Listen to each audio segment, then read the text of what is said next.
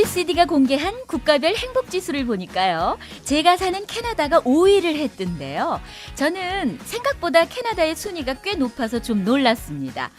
아마도 인간과 자연을 모든 정책의 기준으로 삼는 것, 이것이 행복지수를 높이는 데 일조하지 않았나 싶어요.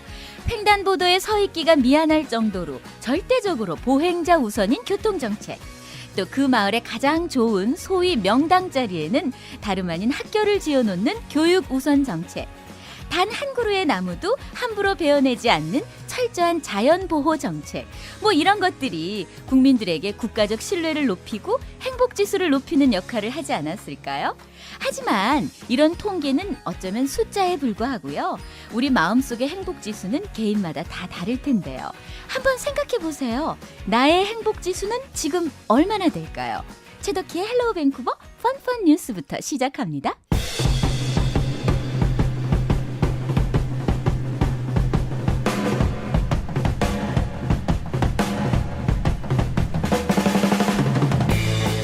브라질에 살고 있는 엘리사니는요, 희귀 거인증으로 키가 203cm인데요. 3년 전 만난 연인 프란시날도와 결혼을 하게 됐다고 합니다. 그런데 그의 키는 162cm라고 하네요.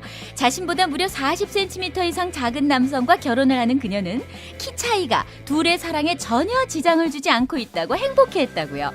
평소 키 큰 여자가 이상형이었다는 예비 신랑은요, 둘이 함께 다니며 사람들의 시선을 받는 것조차도 자랑스러워한다고 합니다.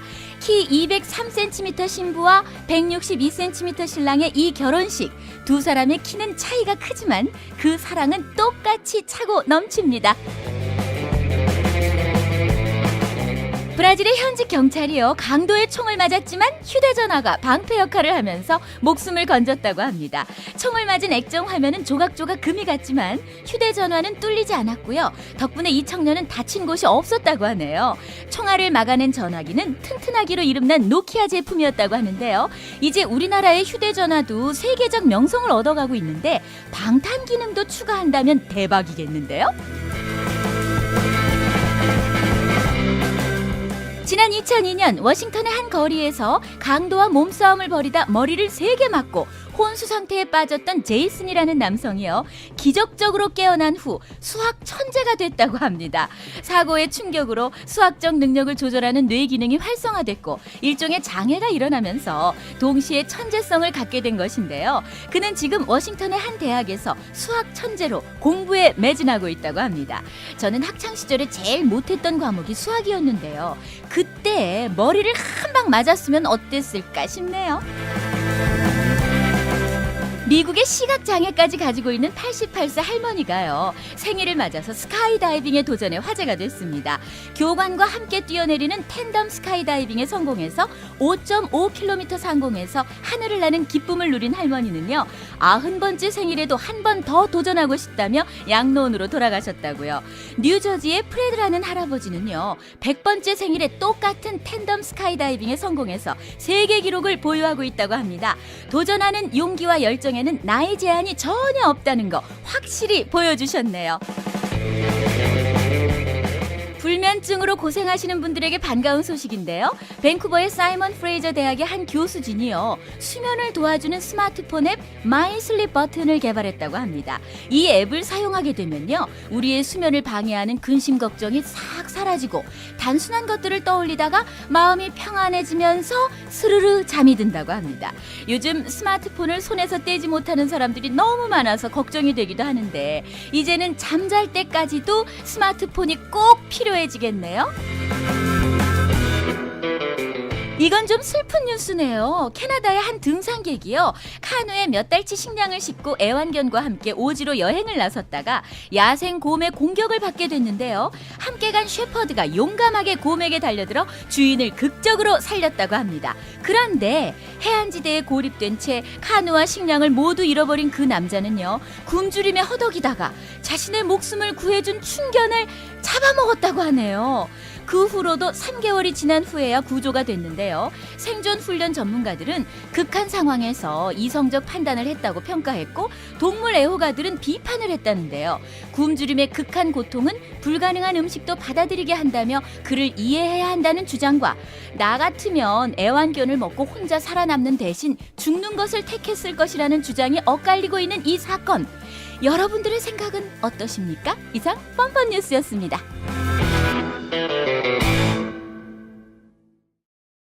네, 지난주에 여기는 어때요 시간을 생략했더니 청취자께서 매번 여기는 어때요에 나오는 장소를 검색해보고 또 사진을 찾아보면서 밴쿠버 여행을 꿈꿨었는데 이 코너가 빠져서 서운하셨다고 하셨어요. 이 코너를 애청해 주신다니까 제가 더 열심히 소개를 해드려야 되겠네요. 오늘 소개해드릴 곳은요. 캐필라노 리버파크와 클리블랜드 댐입니다. 밴쿠버에 관광을 오시면 누구나 가는 필수 코스가 바로 노스 밴쿠버의 캐필라노 브릿지와 그로우스 마운틴입니다. 그런데요, 제가 늘 말씀드리지만 이렇게 유명한 관광지보다 더 좋은 곳이 사실은 곳곳에 숨어 있거든요. 이 캐필라노 리버파크는요, 바로 그런 곳 중에 하나인데요. 대개는 캐필라노 브릿지 보시고 조금 더 위로 올라가서 케이블카 타고 밴쿠버 전경을 시원하게 보시면서 그로우스라는 산꼭대기로 올라가시는데요. 바로 그 사이에 한여름만 빼면 저 멀리 눈 덮인 라이온스 산이 보이고 그림 같은 산 병풍이 호수를 감싸고 있는 환상적인 호수, 캐필라노 호수가 있습니다. 바로 이 호수의 아름다운 모습을 알프스하고 비유해서 밴쿠버의 알프스다라고 부르기도 하는데요. 정말 크고 깨끗한 이 호수의 물은 제가 언젠가 말씀드린 적 있듯이 밴쿠버 시민의 상수원이 되고 있죠. 그래서 밴쿠버의 40%의 식수가 여기서 공급된다고 합니다. 바로 이 호수를 시작으로 캐필라노 리버파크가 펼쳐지는데요. 이 파크에 들어가시려면 일단 클리블랜드 댐을 지나셔야 하거든요. 여름에는 수문을 열어두지 않지만 요즘에 또 얼마 전에 비가 많이 왔었잖아요. 요즘 같은 때는 수문을 활짝 열고 있어서 댐을 지나면서 위에서 바라보는 물폭포의 모습과 소리 정말 장관이거든요. 그걸 보실 수가 있습니다. 또 그 댐에 물이 흐르는 캐필라노 강물을 따라서 앞에 펼쳐진 풍경은요. 정말 뭐라고 표현할 수 없이 멋진데요. 높고 깊은 협곡과 산 사이로 어떻게 저렇게 푸르고 깨끗한 강물이 흐를 수 있을까 감탄하게 됩니다. 이 댐을 내려다보면서 사랑하는 사람에게 고백을 한다면 없던 용기도 생길 것 같아요. 물소리가 엄청 크거든요. 그러니까 더 크게 소리를 내서 유리야 사랑해 라고 외치면은 분명히 감동받지 않을까 싶습니다. 이 댐을 지나면은요, 캐필라노 퍼시픽 트레일이 있어요. 이 길을 따라서 한 15분쯤 걸어가면은 이 지역에서 제일 큰 삼나무를 보실 수가 있는데요. 수령이 500년 이상 된 61m의 엄청 큰 나무와 만나서 그 웅장한 기운을 느끼실 수가 있고요. 조금만 더 계속 가시다 보면 캐필라노 연어 부화장이 나오거든요. 근데 이곳에서 산란기를 맞아 뛰어오르는 연어를 보시려면은 지금은 안 되고요. 11월과 12월 사이에 가시면 좋습니다. 연어가 강을 거슬러 오를 수 있게 만든 사다리 모양의 인공 어로가 있는데요. 정말 팔뚝보다 더 큰 연어가 엄청난 힘으로 펄떡이면서 뛰어오르는 모습을 바로 눈앞에서 보실 수가 있습니다. 여기에 이렇게 인공 어로를 만든 이유가요. 클리블랜드 댐이 연어가 산란하는데 장애가 되는 거예요. 그러니까 이 부화장으로 연어를 유인해서 산란하게 하고 다시 그 새끼들을 바다로 돌려보내서 생태계를 유지하려는 환경보호 프로젝트였다고 합니다. 밴쿠버 사람들의 자연사랑은 정말 대단하거든요. 인간의 필요에 의해서 댐을 만들었지만 대신에 자연의 모습도 그대로 지켜주려는 수많은 노력을 해왔기 때문에 밴쿠버가 이렇게 청정한 자연의 모습을 지키는 게 아닐까 싶습니다. 이 부화장을 지나서 하이킹 코스를 다 돌아서 파크를 나오는데 한 1시간 30분 정도 걸리는데요. 전혀 힘들지 않고요. 파크를 다 돌고 나오시면 정말 깨끗하게 때를 벗고 나온 것 같은 상쾌함을 느끼실 겁니다. 요즘처럼 좋은 계절에 한번 꼭 가보시고요. 11월에 펄쩍펄쩍 뛰어오르는 연어 보러 한 번 더 가시면 좋을 것 같습니다. 오늘 여기는 어때요 시간은요. 가까운 노스밴쿠버의 캐필라노 파크와 클리브랜드 댐을 소개해드렸습니다. 흐르는 강물을 거꾸로 거슬러 오르는 연어들의 도무지 알 수 없는 그들만의 신비한 이유처럼.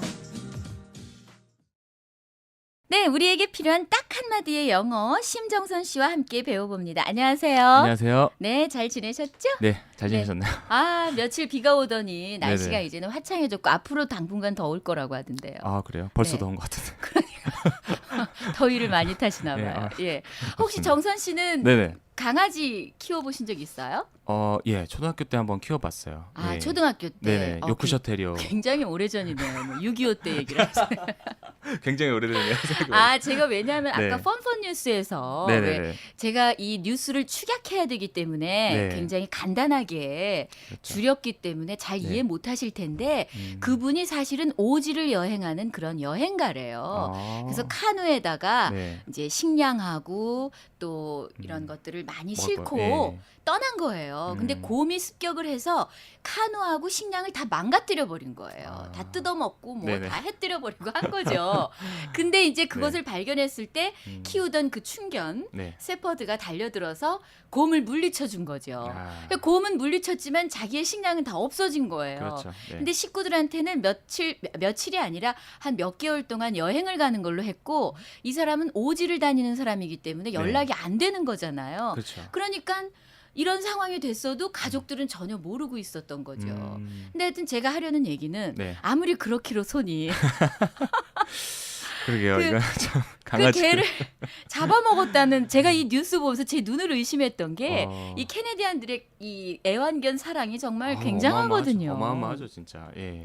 새벽에 보면 막 네. 잠 못 깨가지고도 개 끌고 나와서 산책시키려고. 개가 산책을 시키는 건지 사람을. 사람이 개를 산책시키는 건지 알 수 없게 네네. 아, 그런 말 아세요? 이제 이 캐나다에서 어떤 재난이 닥쳤을 때도 마찬가지고 네. 우리가 살아가면서 제일 먼저 배려해줘야 되는 사람들의 순서가 있어요. 어우, 아이들이 학교에서도 배우거든요. 예. 우리 이번에 세월호 사건 났을 때도 네. 지금 이 많은 사람들이 경악했던 게 어떻게 그렇죠. 아이들을 그렇죠. 모른 척 할 수 있었냐는 것이 네네. 굉장히 분개했고 또 아이들이 희생됐기 때문에 더 마음이 그렇죠. 아팠던 건데 네네. 그 순서가 첫 번째가 네. 이제 어떤 상황 급한 상황이 오거나 아니면 우리가 생활하면서도 먼저 배려해 줘야 되는 사람 네. 첫 번째가 장애인, 아. 네. 네네. 두 번째가 재밌겠죠. 어린이, 어린이, 세 번째가 노인, 노인, 네 번째가 여자. 여성. 예, 예. 자, 다섯 번째 뭘 것 같으세요? 이제 군이 하나밖에 안 남았죠? 뭘 것 같은? 남자가 나왔으면 좋겠는데. 남자 나왔으면 좋겠죠? 아닐 것 같아요. 개. 여섯 번째가 이럴 수가. 남자. 와. 아, 그건 진짜. 농담이에요. 아, 농담. 네. 개가 아니고 남자인데요. 남자 맞죠? 네. 근데 사람들이 농담 삼아 네네. 여기 캐네디언 남자들이 아, 사실은 음. 여자, 그다음이 개고 그다음이 우리 남자다. 이렇게 좀 이렇게 농담처럼 네네네. 자신의 처지를 나는 개만도 못해. 우리 와이프는 개 밥은 챙겨주면서 내 밥은 안 챙겨줘. 이럴 정도로 개를 사랑하는데. 그렇구나. 네. 전 지금도 개를 키우고 있거든요. 아, 그러세요? 예, 예. 한국에서부터 키우던 개인데 지금 14살이에요. 어. 언제 돌아가실지 모르는 할머니. 할머니 있으네요. 아, 그래서 제가 이 네. 뉴스 보면서 아, 다른 사람들은 어떻게 생각할까? 근데 제 음. 주변 사람들한테 물어봤더니 그 사람이 잘한 거다 이렇게 말하더라고요. 정선 씨 생각이 좀 궁금해요. 체격으로 봐서는 뭐 바로 그날로 잡아먹을 것 같은데. 그날로 물 어떠세요? 끓여서. 그러니까 막 물 끓이고 있을 것 같아요. 글쎄요, 제가 어떠세요? 사실 이제 덩치가 이래 봬도 사실 섬세합니다. 섬세하세요? 예. 그래서 강아지도 제가 그때 키웠던 강아지도 네.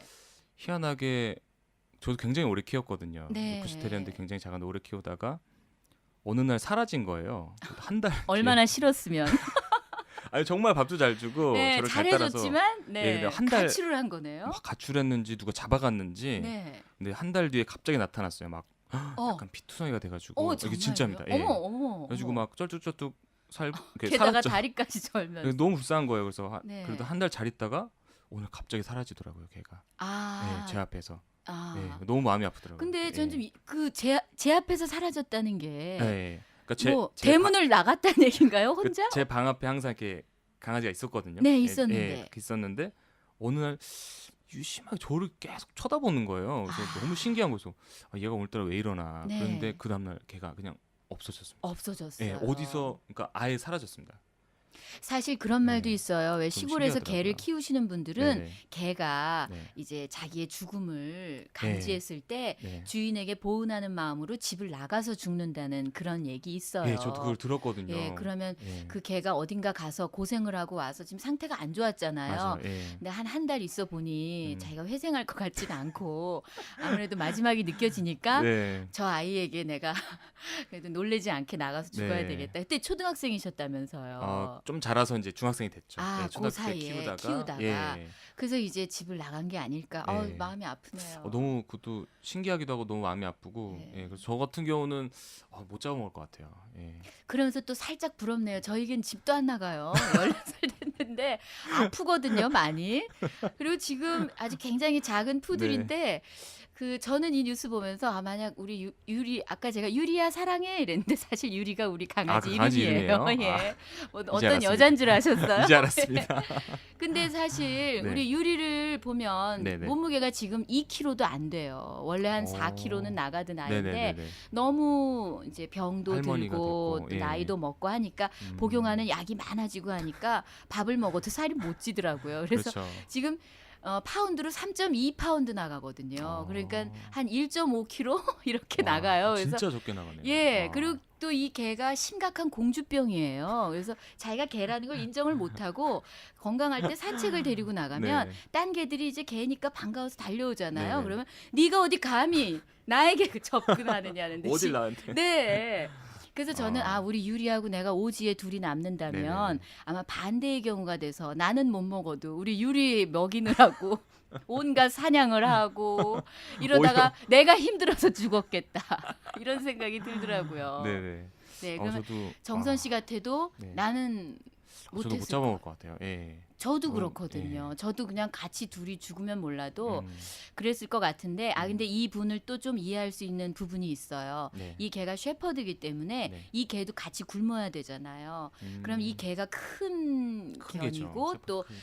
이제 이 개도 같이 굶주리게 되다 보면 네. 어쩌면 주인을 잡아먹거나 공격을 했을 수도 있다는 거예요. 거꾸로. 네, 그렇죠. 아. 그만큼 이 굶주림이라는 게 사람에게 극한 공포 또 조절할 수 없는 음. 어떤 그런 판단 이런 네. 걸 하게 만들잖아요. 그래서 잘한 거다. 뭐 이렇게 말하는 의견이 조금은 더 많아요. 네, 마음은 아프지만 그래도 이해는 됩니다, 사실은. 네, 머리로는. 저도 이해는 예, 돼요. 이해는 돼요. 예. 예. 근데 참 그 뉴스를 보면서 아니 이런 일이 이런 일 영화도 아니고 영화 나올 것 같은데. 그러니까요. 보신탕을 먹었단 말이야. 이러면서 결론은 그렇게 보신탕으로 우리 끝나네요. 한국 사람들 보신탕 먹는 외국인들 혐오스러워 네. 하는데 그렇군요. 그렇군요. 예. 네네. 그때 떠난 그 개 이름은 뭔가요? 심통이었습니다. 심씨성을 가지고. 예. 심정선 씨가 예, 심씨니까 이름이 심통. 통이야 이렇게 예. 부를 땐 예쁜데 성까지 붙여서 심통아 이러니까. 심통 이러면은 되게 잘 네. 따랐죠. 처음에 집을 나간 건 심통이가 자신의 이름에 불만을 참지 못하고 나간 게 아니었을까 싶네요. 심통 부리면서 나갔죠. 그러니까요. 그럴 것 같아요. 네. 나갔다가 개고생하고 왔네요. 진짜 고생하고 네, 들었습니다. 그러네요. 자, 지난 시간에 우리 배웠던 말 네네. 뭐였죠? 어디 줄을 서 있을 때 네. 사람이 많은 몰에 가거나 혹은 뭐 네. 박싱데이나 또 극장 같은 데 가서도 표를 사려고 줄을 길게 서기도 하고 그렇죠. 할 때 예. 잠깐 화장실에 갔다 오고 싶다던가 네. 아니면 뭐 쇼핑몰에서 지금 줄을 서 있다 보니까 저게 뭐 하나 더 가져오고 싶은 게 네. 있다든가 할 때 네. 하는 말 배웠었죠. 네. 간단하게 복습 한번 하고 오늘 걸 배워보도록 하겠습니다. 어떤 말이었는지 기억시켜 주시죠. 네. Could you keep my spot? I'll be right back. Just have to go to the washroom. 혹은 just have to pick up one more thing. 네, just have to go to the washroom 혹은 just have to pick up one more thing. 네. just have to까지만 알고 그 뒤에는 자기가 하고 싶은 말을 붙이면 그렇죠. 막 된다는. 붙이시면 됩니다. 네, 알겠습니다. 잘 활용하겠습니다. 네. 자, 오늘 또 한마디를 배워보겠습니다. 네. 네, 안녕하세요. 너무 간단한 말이지만 확실히 알고 싶은 말이에요. 몰이나 공원, 극장 같은 데 가면 주차를 해야 하는데 주차할 공간을 찾지 못해 헤매고 있을 때가 있습니다. 이때 누군가 근처에 차에 다가가거나 차에 타려고 할 때 혹시 지금 차를 뺄 건가요? 라고 물어보고 싶은 경우 뭐라고 해야 할까요? 가끔 차에 가서 물건을 놓고 오거나 차에 타고도 누구를 기다리는지 차를 빼지 않는 경우도 있잖아요. 그럼 괜히 뒤따라갔다가 허탕을 치기도 하거든요. 정확히 배워서 먼저 물어보고 싶어요. 지금 차 빼실 건가요? 미리 답변에 감사드립니다 하셨어요. 네. 네. 이런 경우 있어요. 그렇죠. 예, 네. 주차장 가서 주차할 데가 없는데 누가 음. 걸어가요. 음. 저 사람 차 뺄 건가? 그럼 그 사람을 따라가서 그 네. 자리에 차를 대면 되니까. 네. 근데 그 사람이 기껏 가서 음. 차에다가 쇼핑백을 던져놓고 다시 돌아갈 때도 있고. 그렇죠. 예, 또 가는 척하면서. 타가지고 전화하면서 안 나가고 있을 네네네. 때도 있잖아요. 그때 이제 물어보고 싶으신 거죠. 네. 너 지금 나가? 뭐라고 하면 될까요? 네. 일단 저도 다운타운에서 한번 이렇게 제가 오히려 물음을 당한 입장이었거든요. 네, 이렇게 예. 한 건물에 일을 보러 갔었는데 네. 다운타운을 가시면 아시겠지만 그 간이 주차장이 많잖아요. 길 그렇죠. 주변에. 예, 그래서 예. 그리고 차들이 많기 때문에 항상 이렇게 사람들이 이 말을 자주 하는 것 같아요. 네. 예, 그래서 어떻게 말씀을 하면요. 네. 왜 웃으세요? 그때 제가 사변이 너무 기는 것 같아서. 아니에요. 예. 네, 어떻게 예, 네. 두 가지가 있습니다. 예. 네. 첫 번째가 정말 간단합니다. 네. Are you leaving? Are you leaving? 네, 너 네. 지금 나가니? 나가? 떠나니? 너 예, 떠나? 네, 네. leave 떠나다. 그러네요. 예, Are you leaving? 네. 예. 를 하거나 아니면 Are you going out? Are you going out? 네. 네, 너 나가니? 이 둘 다 같은 의미입니다. 예. 그럼 그 말 하기 전에 우리가 excuse me 하고 일단 불러가지고 걸어가고 네네네. 있는 사람이 excuse me. 근데 이 말은요 사실 Are you leaving? 이렇게 할 수가 없는 말이고요. 차에서 외쳐야 돼요. Excuse me, Are you leaving? 이렇게 외쳐야 돼요. 그렇지 않아요? 네. 소리쳐서 네, 소리쳐야 돼요. 소리치셔야 그리고 됩니다. Excuse me, 네. Are you going out? 이렇게 외쳐야 돼요. 네. 그때 그 맞습니다. 사람이 아니다. 나 네. 지금 차 빼. 이렇게 말하면 되겠네요. 네네네네. 네, 간단한 네, 말이네요. 너무 간단하고요. 예, 예. 이거 어떻게 해야 되지? you go 이러지 마시고 you leaving 이러지 마시고 예, 알겠습니다. 네네네. 네. 그리고 또 하나 네. 왜 내가 저 차가 나갈 것 같아서 기다리고 있었어요. 네네네. 근데 누군가 와서 거기다 차를 대려고 해요. 내가 네. 지금 기다리고 있는데. 네. 그럴 때도 있어요. 그때는 그쵸. 어떻게 말해야 될까요? 근데 좀 그렇게 곤란한 경우가 가끔 그때도 you go 이럴 수 없고. 내 자리야. 네, 이게 곤란한 경우가 생길 수가 있습니다. 네네. 예, 그래서 그 오는 사람한테 이렇게 얘기하시면 됩니다. I've been waiting here first. I've been waiting here first. 네네. 네. 내가 먼저 와서 기다리고 있었다. 상대방이 기분 나쁘겠네요. 그래서 so what? 이러면 뭐라 그러죠? 그래도 잘 가주던데요. 네, 맞아요. 네, 그건 제가 그냥 한 말이고. 예, 네, 예. 그러면 이제 차가 떠나는지 저 네. 사람의 차가 떠나는지 알고 싶을 때 소리치십시오. 어떻게? Are you leaving? 네. Are you going out? 네. 네. 그게 소리치시는 거예요. 덕글. 아유. 굉장히 남들이 보면은 이렇게 네. 심정선 씨 목소리만 들으면 굉장히 네. 아주 얌전하고 지적 있고 분위기 있는 그런 남자인 줄 알겠어요. 그렇지 않습니다. 본체를 보여주시기 본체를. 바랍니다. 네. 자, 그리고 다시 네. 내가 차를 대고 있는데 누군가 와서 새치기를 하려고 네. 해요. 내가 기다리는 걸 못 봤겠죠. 여기선 그렇죠. 대부분 그런 일이 없는데 네. 내가 기다리고 있는 걸 못 봤어. 네. 그래서 저쪽에 차를 대려고 할 때 빨리 말해야 되겠네요. 네. 네.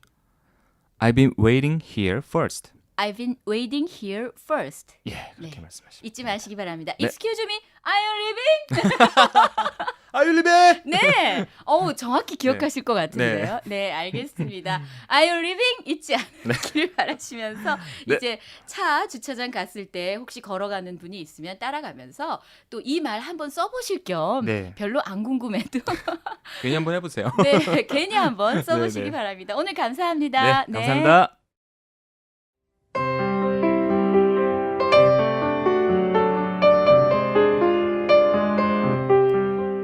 네, 오늘 전해드릴 라디오 동화는 유리 조각 편입니다.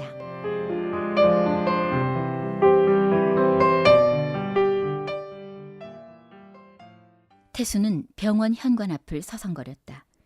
엄마가 병원에 입원했다는 소식을 듣고 병원까지는 왔지만 막상 엄마의 얼굴을 볼 용기가 나지 않았다. 태수는 2년 전에 집을 나왔다. 그 후로는 몇 달에 한 번씩 여동생과 통화를 했을 뿐이었다. 집을 나온 후 그는 복잡한 지하철에서 남의 지갑을 훔치며 하루하루를 살았다. 태수는 담배 연기에 눈살을 찌푸리며 병실 높은 곳을 올려다보았다. 한참을 그렇게 바라보던 그는 피우던 담배를 내팽개치고는 빠른 걸음으로 병원을 빠져나갔다. 거리엔 많은 사람들로 붐볐다. 동굴 같은 자신의 거처로 가기 위해 태수는 지하철로 향했다. 그런데 병원 앞에 있는 현금 인출기 앞에서 한 젊은 여자가 많은 돈을 핸드백 속에 넣고 있는 것이 보였다. 그 순간 출렁이던 그의 눈빛이 멈춰졌다. 태수는 야수처럼 양미간을 좁히고 그녀의 뒤를 따라갔다. 그녀는 한 지하도 안으로 들어갔다. 그녀가 지하도 계단을 내려갈 때 태수는 뒤에서 달려내려와 그녀와 몸을 부딪히며 돈이 들어있는 핸드백을 순식간에 낚아챘다. 태수는 그날 이후 소매치기한 돈으로 술을 마시며 방탕한 생활을 했다. 그의 마음은 점점 피폐해지고 거칠어졌다. 그러다 하루는 친구를 불러내 밤늦도록 술을 마셨다. 옆에 앉아있던 사람들과 시비가 붙어 격렬한 싸움까지 벌어지고 말았다. 그 싸움으로 상대편 사람들이 많이 다쳤고 신고를 받고 출동한 경찰은 가담자 모두를 연행했다. 밤새 조서를 꾸몄다. 태수는 모든 게 불리했다. 교도소에 가지 않으려면 피해자 측과 어떻게든 합의를 봐야 했다. 하지만 그에게는 합의금을 줄 만한 여유가 없었다. 다음 날 아침 그는 할 수 없이 동생에게 전화를 걸었다. 동생은 전화를 받고 곧바로 달려왔다. 이런 일로 불러서 정말 미안하다. 너한테 할 말이 아니라는 건 알지만 합의금을 마련하지 않으면 형사 입건되거든. 뭐 너 말곤 연락할 데가 없어. 오빠, 왜 그동안 엄마한테 한 번도 오지 않았어? 사실은 전에 한 번 병원에 가긴 갔었어. 근데 차마 들어갈 수가 없어서 그냥 돌아왔어. 엄만 좀 어떠시냐? 놀라지 마. 엄마 돌아가셨어. 장례식 끝난 지 일주일도 안 돼. 뭐? 왜 돌아가신 거야? 왜? 왜는 왜야? 결국은 병원비 때문에 돌아가신 거지. 아니, 야, 병원비 없다고 사람을 죽게 해? 그게 병원이야? 워낙에 많은 수술비가 들어서 그 사람들도 어쩔 수 없었나 봐. 그래도 병원 측에서 많이 도와줬어. 나중엔 할 수 없이 엄마를 집으로 모셨어. 그리고 나서 한 달도 못 돼서 돌아가셨어. 아무리 그래도 그렇지. 아니, 사람이 죽을 줄 알면서도 그대로 내친다는 게 말이 되냐? 야, 세상에 이런 일이 어딨냐? 이러니까 내가 세상에 정을 못 붙이고 벌레처럼 사는 거야. 아니, 그렇게 동구할 데가 없었냐? 나한테라도 연락을 했어야지. 언제 오빠가 나한테 연락처 같은 거 가르쳐준 적 있어? 오빠도 너무했다는 생각은 안 해? 얼마 전에 내 친구가 정말 어렵게 엄마 수술비 마련했었어. 근데 그거 나한테 갖다 주려고 병원으로 오다가 어떤 놈한테 소매치기를 당했어.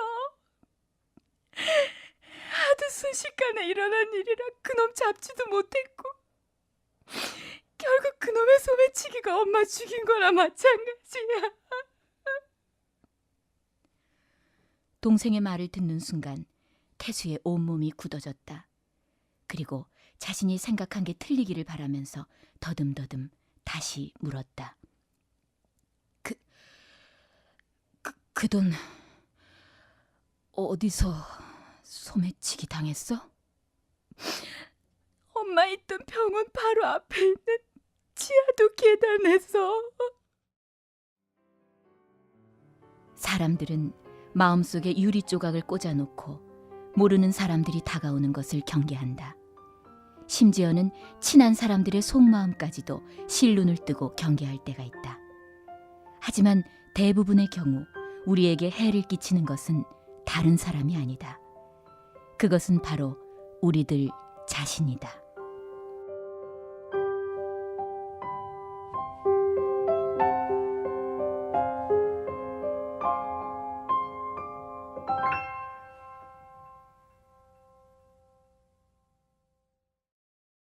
네, 저희 TV코리아에서 만들어내는 신문이죠. 플러스 뉴스에서는요. 제2회 어버이날 포토 에세이 공모전을 갖습니다. 밴쿠버에 거주하는 교민 여러분 누구나 참여할 수 있고요. 나의 어머니, 나의 아버지, 가족사랑, 가족자랑이라는 주제에 어울리는 사진을 찍어서 에세이와 덧붙여 보내주시면 시상과 함께 본지에 연재하고 방송에도 소개해드리겠습니다. 6월 18일까지 마감이고요. 제출은 이메일로 해주세요. plusnews2005@gmail.com입니다. 또 하나 소식 전해드릴게요. 주 캐나다 대사관이요. 2014년도 재미 한인 장학기금 캐나다 한인 장학생을 선발합니다. 선발 인원은 6명이고요. 1인당 $1,000가 지원되는데요. 선발된 사람 중에 우수 장학생 1명에게는 $3,000, 우수 에세이상 2명에게는 $500가 별도 지급된다고 합니다. 6월 20일까지 지원서를 받고요. 9월에 최종 합격자를 선정한다고 하네요. 캐나다 지역에 재학하고 있는 동포 학생과 한국 유학생 모두 지원하실 수 있다고 하니까 우리 밴쿠버에서 공부하고 계시는 분들 꼭 지원해 보시기 바랍니다. 저는요 매주 일요일이면 교회에 가거든요. 지난주에 제가 교회에 갔더니 어버이날이었다고 입구에서 어린 학생들이 카네이션을 달아주더라고요. 근데 제가 가만히 보니까 젊고 예쁜 아가씨 또 청년들 이런 분들한테는 꽃을 달아주지 않고요. 보기에도 어머니 아버지 같은 분들에게는 어버이날 축하합니다 하면서 꽃을 달아주는 거예요. 그래서 저는 이제 일부러 예쁜 언니들 사이에 이렇게 끼어가지고 모른 척하고 들어가는데 단번에 정말 칼같이 저를 알아보고 달려와서 어머니 꽃 달아드릴게요 하는데 전 좀 미안한 얘기지만 고맙기는커녕 너무 황당한 거예요. 아니 내가 어디로 봐서 어머니 필인가. 도저히 그 상황을 인정할 수가 없는 거죠. 뭐 어쩔 수 없이 제가 가슴에 떡하니 카네이션이 달려있고 그런 제 모습이 저 자신은 참 너무 낯설고 어색했는데 왜 그런가 생각을 해봤더니 제 마음은요. 아직도 저 꽃을 달아주는 어린 학생들 또래 같은 마음인데 몸은 나이를 먹어가고 외모는 이미 충분히 어머니인 거죠. 근데요. 제가 이렇게 젊은 마음으로 살기 때문에 또 아직도 여러분들하고 만날 수 있는 게 아닐까 싶습니다. 제가 오프닝에 행복지수 말씀드렸는데요. 저는 비록 카네이션을 받았지만 그 학생들이 실수한 거겠지. 나를 잘못 봤겠지. 그냥 이렇게 생각하면서 아직도 젊고 예쁜 17살 여고생 최덕희로 저 혼자 생각하면서 제 행복지수를 지키고 싶습니다.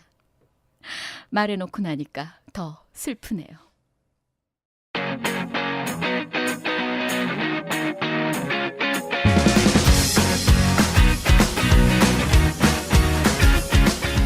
자, 우리 청취자 여러분도요. 뭐 남이 뭐라고 하든 신경 쓰지 마시고요. 내 행복, 내 사랑, 내 인생 오직 내가 지킬 수 있다는 거 잊지 마시고 내 멋대로 한 주 보내시기 바랍니다. 최덕희의 헬로우 밴쿠버 다음 주에 또 오겠습니다. 감사합니다.